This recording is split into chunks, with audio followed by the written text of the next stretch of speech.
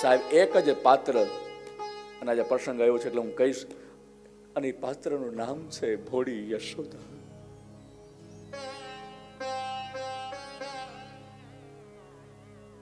એ ભોળી યશોદા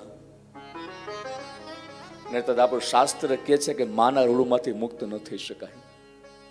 મેં ગઈકાલે પણ કહ્યું ને કે આપણા શરીરના ચર્મ ઉતારી અને જો પગરખા એના બનાવી અને આપણે આપણી માતાના ચરણમાં પહેરાવીને તો પણ એના રૂડમાંથી મુક્ત નથી થઈ શકતા.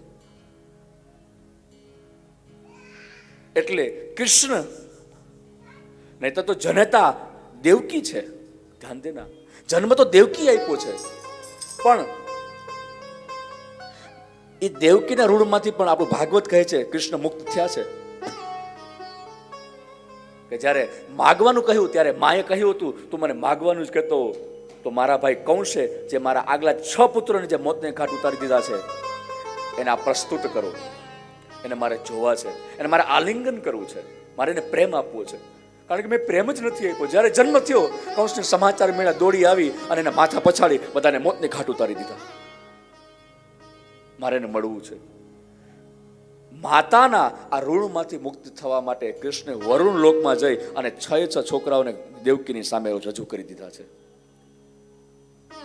પણ એક કન્ડિશનથી કે માત્ર આપ એના દર્શન કરી શકશો, પણ જ્યારે આપનો પ્રેમ એ દર્શન કરી અને જ્યારે પૂર્ણ થઈ જશે ત્યારે ફરીથી વરુણ લોકમાં જતા રહેશે. આ એક શરતને આધીન. પણ આ રીતે પણ કૃષ્ણએ એ દેવકીના ઋણમાંથી મુક્ત થયા છે. પણ મારે તમને આજે એ વાત કરવી છે કે કૃષ્ણે દેવકીનું ઋણ ચૂકવી દીધું છે, પણ કૃષ્ણ યશોદાનું ઋણ ચૂકવી થઈ ગયા નથી. સાહેબ, યશમ દદાતી ઇતિ યશોદા, જે હંમેશને માટે બીજાને જશ આપતી રહી છે, પોતે અબજસ રહેતી રહી છે. સાહેબ, આ યશોદા છે. આ સૂત્ર પરથી મને એવું પણ લાગે કે તમારા સમાજના દર્શન કરું ને, તમારા સમાજના જે ભાવ છે, જે વૃત્તિ છે, જે વિચારધારા છે, એ પ્રમાણે આ યશમ દદાતી શબ્દ મને બરાબર લાગુ પડે છે. કે એવું નથી યશોદા માટે પ્રયોગ થાય છે, પણ ક્યાંક ને ક્યાંક તમારા સમાજના દર્શન કરું છું એવું લાગે કે ક્યારે આ સમાજે ક્યારે જશની અપેક્ષા નથી રાખી. સાહેબ, અબજસ ભલે ગમે તેટલો મળે સાહેબ, પણ જશની અપેક્ષા ન રાખવી. અને જેના જીવનમાં આ વૃત્તિ છે એ યશોદા છે. સાહેબ, અને જેના જીવનમાં આ વૃત્તિ નિર્માણ થઈ ગઈ છે ને સાહેબ, કૃષ્ણ એના ઉપર હંમેશા માટે કૃપા વરસાવી છે. એટલે આના પરથી એવું પણ નક્કી થઈ શકે બહુ જસની આશા ન રાખવી. મારી પ્રાર્થના છે, તમારી મારી સમસ્યા એવું હોય કે આપણે વારંવાર અપેક્ષા થતી હોય, અને એમાં અપેક્ષા તો બિલકુલ નહીં. કારણ કે અપેક્ષા દુઃખની માં છે, અને અપેક્ષા રાખશો એટલે દુઃખ પાછળ પછી કઈ, કારણ કે માની પાછળ દીકરો તો હોય જ ને, એને તો અલગથી આમંત્રણ આપવાની જરૂર નથી. જસ આપણા રામચરિત માનસમાં તો એમ કીધું છે તુલસીજી કલમ ઉઠાવીને કે 6 વસ્તુ તમારા મારા હાથમાં નથી. એના માટે ક્યારે રોવું નહીં, ક્યારે રડવું નહીં. સાહેબ, સાંભળવું છે એ 6 વસ્તુ કઈ છે આજે હૃદયસ્થ કરી નાખજો. એમાંનું પેલું દ્વંદ્વ છે જીવન અને મરણ. આ તમારા મારા હાથમાં નથી, એટલે એના પર ક્યારે શોક પ્રગટ ન કરો, ક્યોંકि અપને હાથ કી બાત હી નહીં હૈ. બીજું, લાભ અને હાનિ આ પણ તમારા મારા હાથમાં નથી, એટલે એના માટે ક્યારે પણ શોક પ્રગટ ન કરવો. અને ત્રીજું, જસ અને અબજસ. જીવન મરણ, જસ અબજસ અને લાભ ને હાનિ, આ 6 વસ્તુ તમારા મારા હાથમાં નથી. સાહેબ, એટલે આપણા મહાપુરુષો સમજાવે છે જે તમારા મારા હાથમાં છે જ નહીં એના માટે શું કામ રડવું. એટલે બેલેન્સ મેં રહો. જ્યારે આ 6 વસ્તુનો પ્રહાર જ્યારે તમારા મારા જીવનમાં થાય ત્યારે થોડુંક આમ સમતુલન રાખવું. સાહેબ, ક્યારેક વિચારતો હો કે આ બધી પરિસ્થિતિ સમસ્યાના કારણે, અને આજે આ મારી વાત એટલા માટે, અને આ વાત વિરામ કરી પછી આપણે શિવ કથામાં પ્રવેશ કરીએ. આપણે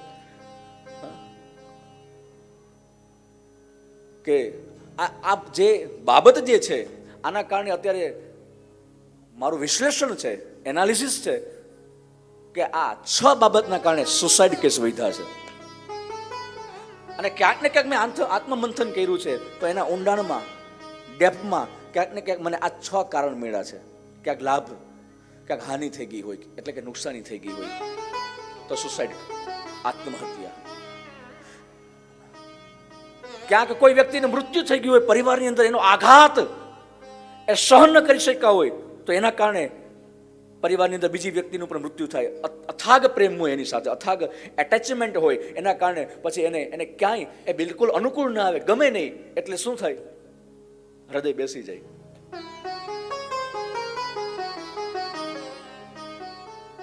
અને જસ અને અબજસ, અને ક્યાંક એવું પણ વાંચવામાં આવે કે એને અબજસ મળ્યો, એને સમાજ માટે ઘણું બધું કર્યું, પરિવાર માટે ઘણું બધું કર્યું, પત્નીએ પતિ માટે ઘણું કર્યું, પતિએ પત્ની માટે ઘણું કર્યું, પિતાએ પુત્ર માટે, પુત્રે પિતા માટે, એને ઘણું બધું કર્યું, પણ કોઈ એને સમજી ન શક્યું.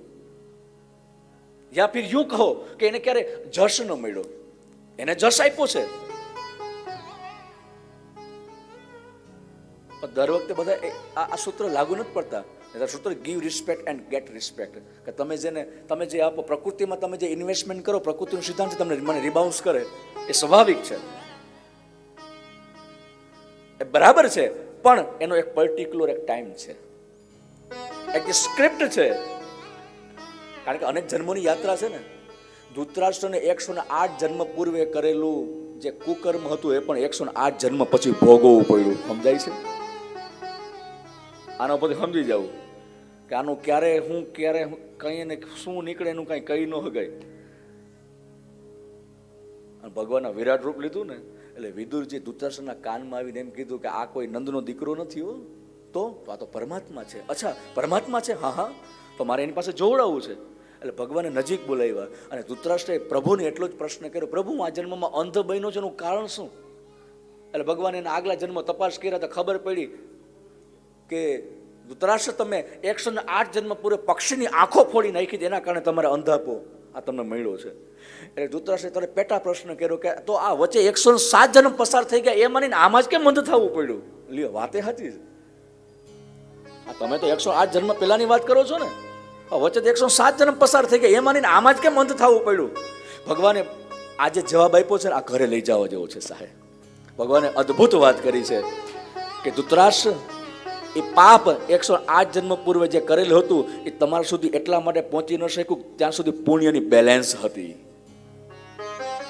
સમજાય છે? આગલા હારા કર્મો ને બેલેન્સ પડી હતી, એ કેન્દ્રમાં હતી, ત્યાં સુધી ઓલું પાપ કેમ પહોંચી શકે? એટલે આજે હું તમને જગાડવા જ આવ્યો છું કે હવે એ નીલ થઈ ગયું છે, બેલેન્સ બધી નીલ થઈ ગઈ છે, એકાઉન્ટમાં કાંઈ છે નહીં. એટલે હવે એટીએમ મશીનમાં હવે ઓલું એટીએમ કાર્ડ નાખતા નહીં, એમાં કાંઈ નીકળશે નહીં. ઇન્સુફિશિયન્ટ બેલેન્સ.